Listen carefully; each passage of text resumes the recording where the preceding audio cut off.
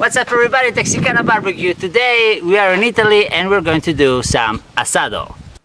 The way we're gonna cook our asado will be how they say in Brazil, no varal. It's a popular technique in Latin America which consists in hanging the meat at different height through the cook and closer and further away from the fire. So I'm going to discover some new cut of meat, not very popular in American barbecue.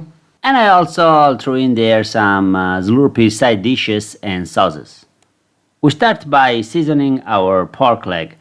That is basically where the pork butt in America come from, the picnic, and there is also a piece of loin and the whole neck of the pig. As for seasoning, it consists in a little bit of seasoning salt, garlic, rosemary, olive oil, and a bunch of salt to crisp up the meat and take away the moisture. We're not gonna pull this leg. The end result will be a sort of a leaner version of a porchetta. We're gonna have some cracklings, we're gonna have some juicy meat. It's interesting to notice that in Italy we do not have the Boston butt as a cut itself. It does not exist. So if you go in Italy and you ask for a Boston butt to the butcher, he doesn't know what you're talking about most of the time. A very popular cut that instead everybody knows is the coppa or capocollo, which we cured for charcuterie. The coppa is positioned right on top of the Boston butt, and there is part of the neck and the beginning of the loin. The whole leg is the thickest piece of meat, same for when cooking the whole hog, so it will take quite some time to get done.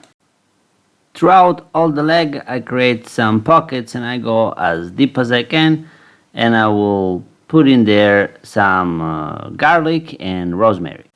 And we're looking pretty good. We're pretty much done with prepping and seasoning.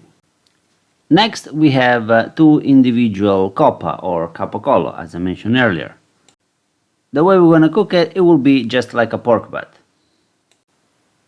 The seasoning will be almost just seasoning salt and a little bit of black pepper. I do not put too much black pepper because the black pepper is great, but when exposed to a lot of direct heat, it can turn out very bitter.